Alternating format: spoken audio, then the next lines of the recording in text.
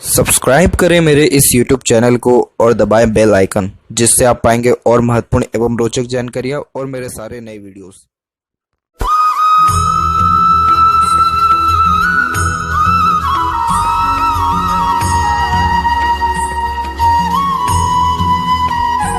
नमस्कार दोस्तों, भगवान आप सभी का भला करे और आपकी सारी इच्छाएं एवं मनोकामनाएं पूरी हों।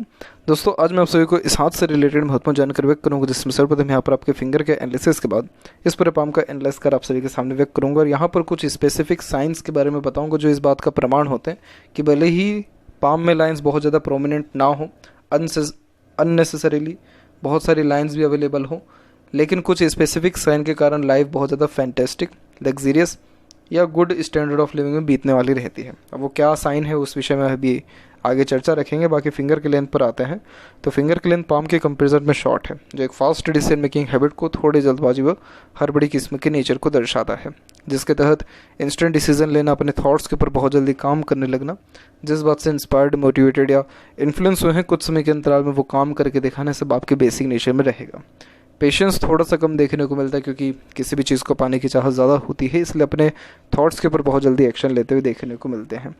इस कंडीशन में थोड़ा डोमिनेटिंग नेचर होता है, इसीलिए किसी के अंडर में ज़्यादा कंफर्टेबली वर्क नहीं कर पाते अथवा खुद के अंडर में दूसरों को रख अच्छे से काम निकलवा पाने में सक्षम देखने को मिलते हैं। खुद के रूल्स रेगुलेशन एथिक्स मन मुताबिक काम करना ज़्यादा पसंद करते हैं और प्योर इंडिपेंडेंट नेचर अप्रोच होने के कारण किसी के सुनना, किसी से दब के रहना, ये सारे कॉम्बिनेशन देखने को नहीं मिलता है।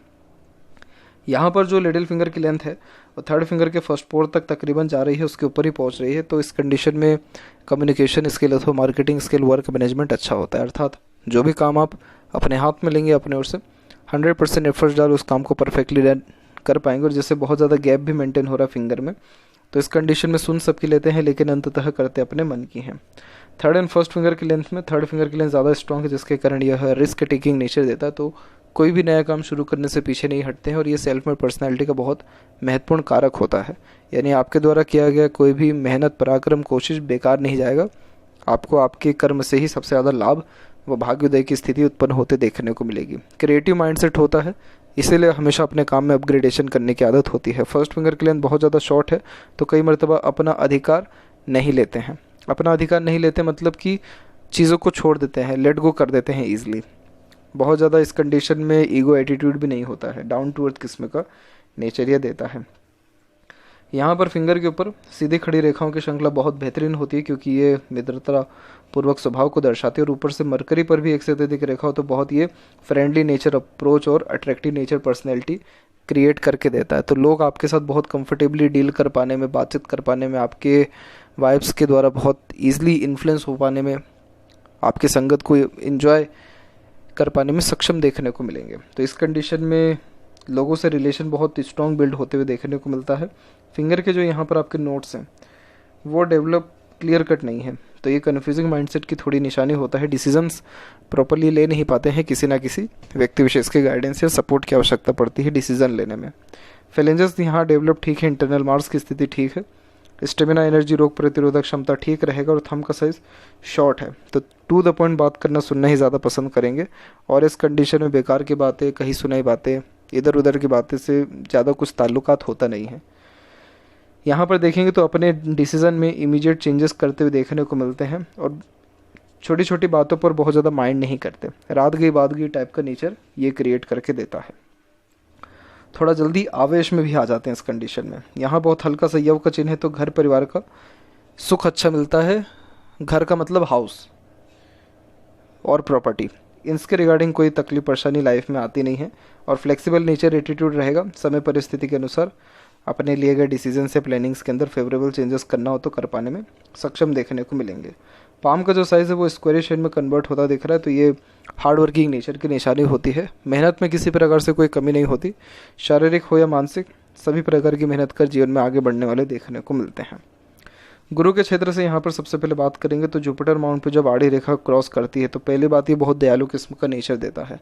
आगे से रहकर के दूसरों के प्रति सेवा भाव रखना, करुणा दया रखना, उनके काम आना, ये सभी कॉम्बिनेशन क्रिएट करके देता है। अध्यात्म में रुचि अच्छी देता है, धार्मिक किस्म की प्रवृत्ति उत्पन्न होती है, दान धर्म पूजा पाठ जैसी चीज़ों में बहुत ज़्यादा इन्वॉल्व होते हैं। इसके अलावा सोशल वर्कर और एनिमल लवर भी देखने को मिलते हैं। इस कंडीशन को गुरु वलय कहते हैं, जो ईश्वरीय कृपा को भी दर्शाते हैं, जिसके कारण कई मर्तबा घटना, दुर्घटना, आकस्मिक तकलीफ, परेशानी जैसी चीज़ों से बचते हैं। वहीं जो प्रोग्रेस लाइन है ये बहुत एम्बिशियस नेचर भी देता है, तो हाई थिंकिंग अप्रोच रहती है, लेकिन यहाँ से जितनी भी रेखाएं जा रही हैं शनि की तरफ, ये बहुत संस्कारी किस्म का व्यक्तित्व भी देता है। दूसरा, बच्चों से बहुत ज़्यादा लाभ मिलता है, बच्चे बहुत भाग्यशाली देखने को मिलते हैं। तो जुपिटर के रिगार्डिंग कोई कमी नहीं है, तो वेल्थ हुआ, नेम रिस्पेक्ट हुआ या फैमिली लाइफ, इसके रिगार्डिंग ज़्यादा कोई स्ट्रेस यहाँ नहीं रहेगा।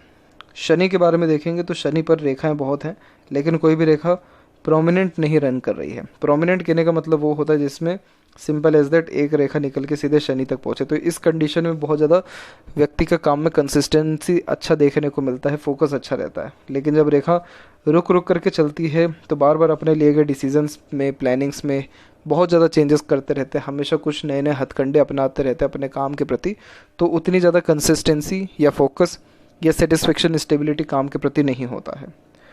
तो बार बार जो है काम में परिवर्तन या फिर मूडी नेचर इस कंडीशन में यह क्रिएट करके देता है। इसलिए कभी मन है तो बहुत अच्छे से काम कर लेंगे, मन नहीं है तो उस काम को छुएंगे नहीं। तो इस कंडीशन में प्रॉपर ग्रोथ या सेटिस्फेक्शन प्रॉपरली नहीं मिल पाता है। लेकिन शुरुआत में जो कहा गया कि कुछ साइन ऐसे होते हैं जो सारे तकलीफ परेशानी को दूर कर लग्जरियस लाइफ देते, तो वो साइन है सूर्य के ऊपर फिश का। हालांकि ये फिश का जो साइन है बहुत ज़्यादा प्रोमिनेंट और बहुत ज़्यादा बेहतरीन नहीं है, लेकिन ये साइन जो है बिल्कुल क्लियर कट यहाँ पर देखने को मिला है, इसमें ज़्यादा कुछ तकलीफ नहीं आई है ये साइन को देखने में।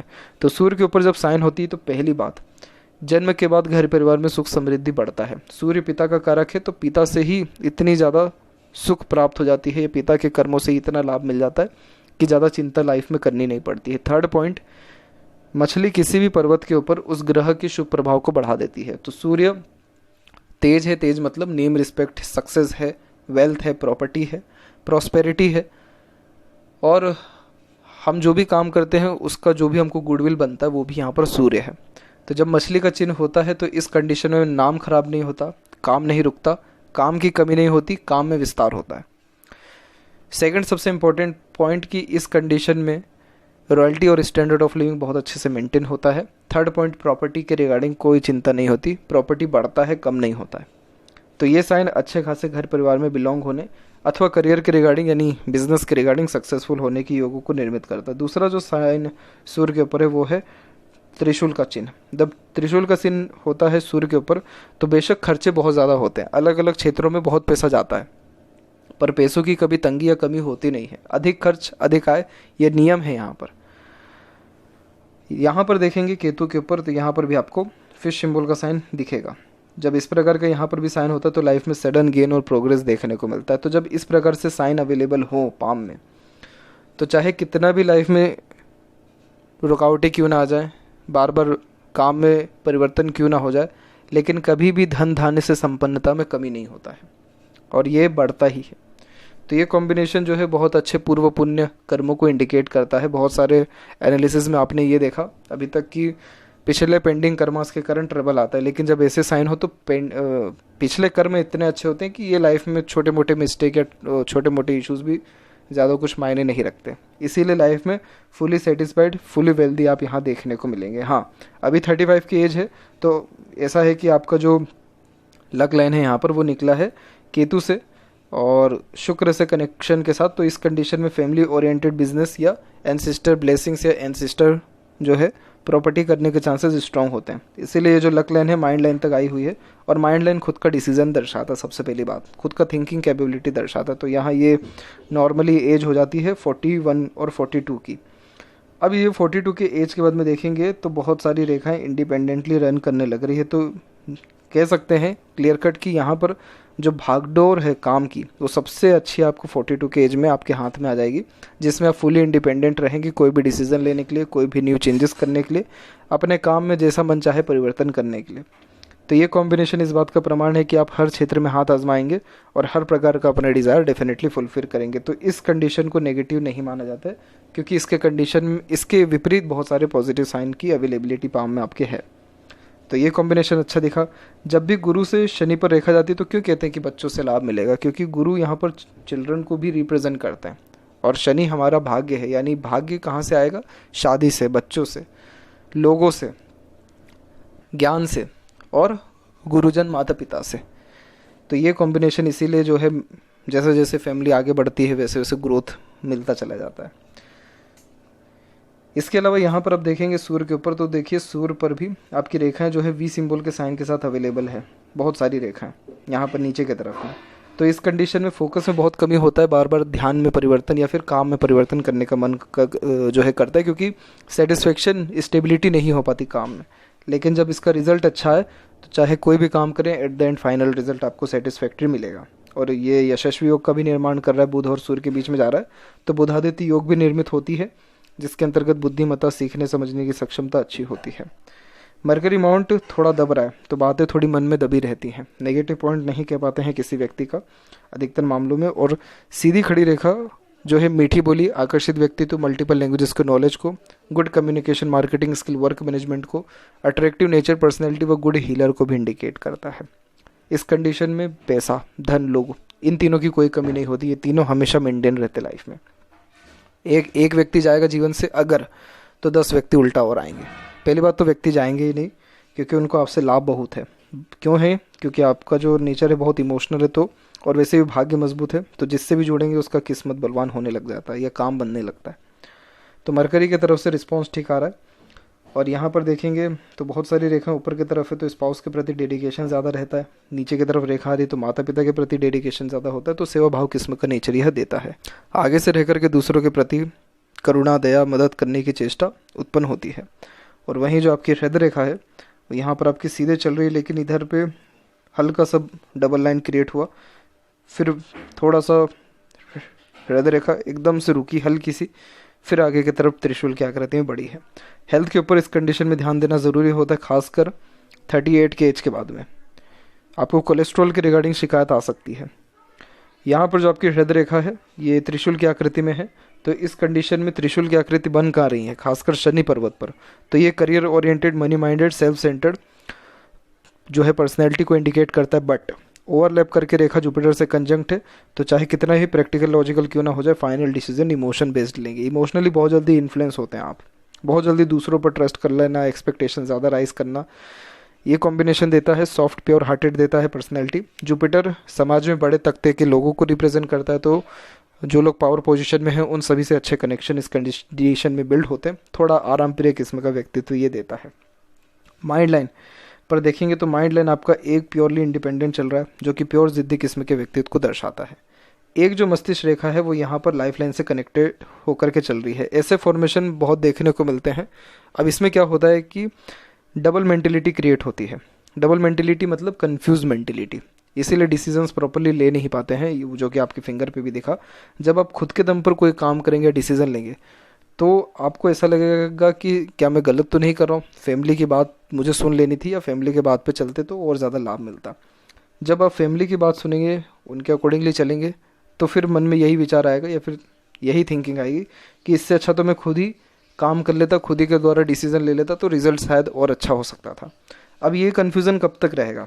ये कन्फ्यूज़न आपको स्टार्टिंग से लेकर के अराउंड रहने वाला है तकरीबन 40, देखिए 41 और 42 के एज तक। उससे के बाद यहाँ पर भी इंडिपेंडेंसी है। अब यहाँ पर देखेंगे तो 42 के बाद से माइंड लाइन एकदम स्मूथ हुई, और इसमें भी बाइफोर्के का साइन हुआ, जो इंटेलिजेंसी, नॉलेज को बढ़ाता है और एक्सपीरियंसेस बहुत अच्छे गेन कर पाते हैं अपने लाइफ में, उसके बिहाफ पर डिसीजन अच्छे लेते हैं। तो ये जो कन्फ्यूज़न भले से ही 42 के एज तक लाइफ में दिख रहा है, लेकिन ये प्रोमिनेंट रिजल्ट आपको दे रहा है, अच्छे रिजल्ट दे पा रहा है।